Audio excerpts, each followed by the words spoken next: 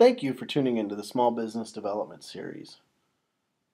The Small Business Development Series is provided by the District in Quincy, Illinois, and brought to you through a grant by the Illinois Main Street Program. This presentation is on accounting for small businesses. We'll cover how to get started, some basic internal controls you can put in place at your business, and various accounting tips. When starting a small business, it's important to understand the role accounting will play in your business. Accounting is often called the language of business. It helps you keep score of your business's performance and allows you to set goals and track achievement of them.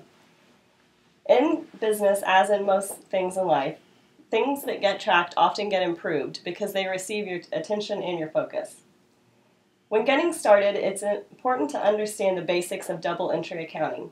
You should know how to interpret the basic accounting statements.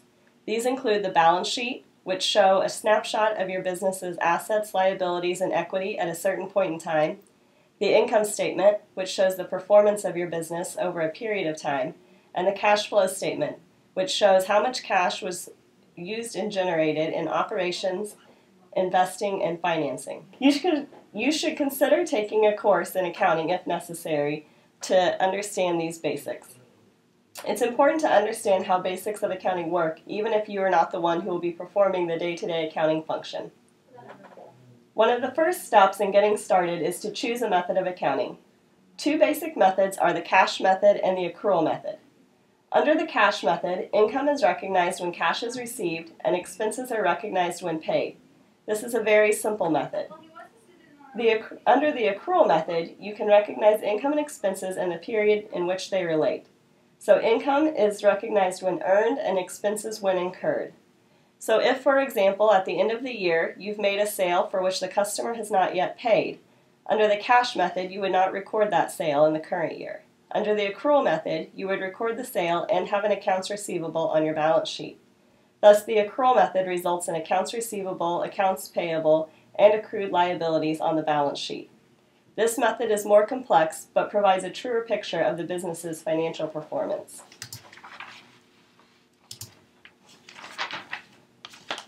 Another step in getting started with accounting for your business is to decide whether to perform the accounting function yourself, employ a bookkeeper, or contract a third-party accountant.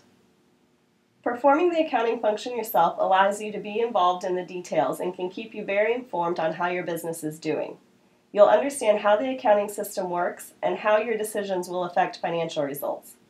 This may be the best option initially if you have the time and there are limited transactions. It may also be cheaper but may keep you from other important tasks of running your business.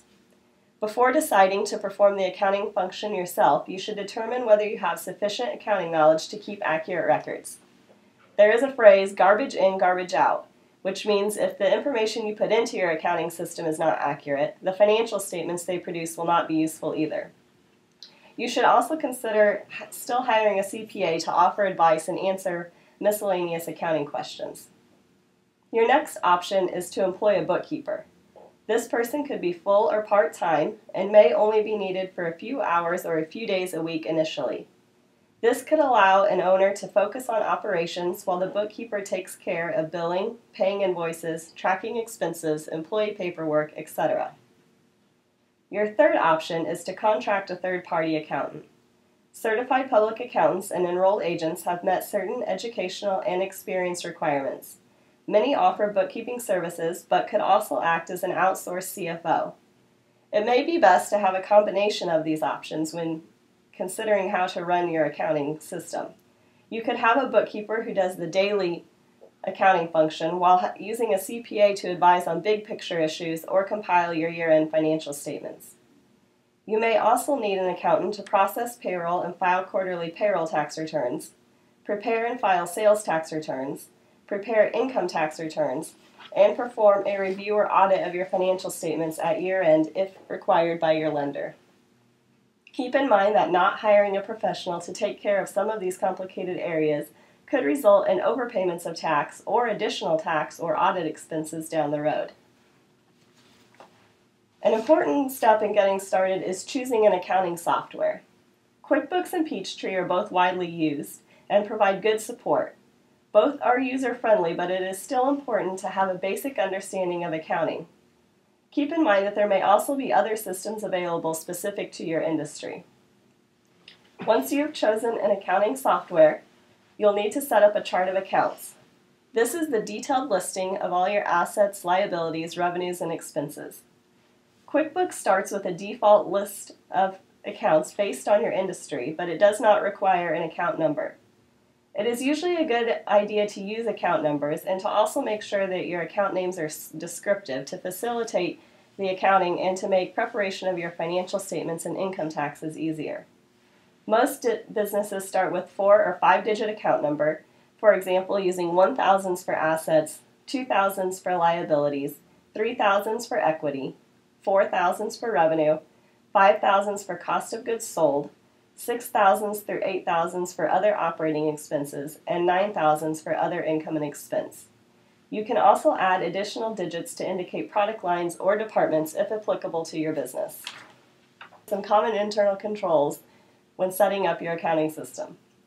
Internal controls are procedures you put in place to reduce the risk of errors and fraud. An important internal control is to keep business and personal records separate. Using a separate checking account and credit card for your business is important because commingling funds can make determining your business's financial results difficult, and it can cause issues when time to prepare your tax returns. It could also put your personal assets at risk if your business is sued or if it defaults on a loan. Second, perform background checks on all new employees. People with a history of theft are likely to commit the crime again, so keep this in mind when doing your hiring. Next, consider having segregation of duties for certain procedures. This means having different people perform certain duties that, if combined, could be used to steal from the company. One area where it's important to have segregation of duties is between the procedures of opening mail and collecting payments versus recording collections in the accounting system. This is a common area for fraud, as an employee can take the payment and either write off accounts receivable or never record income. You should have 2 employees who are unrelated to the accounting function open the mail, prepare a list of cash receipts, and deposit the money at the bank.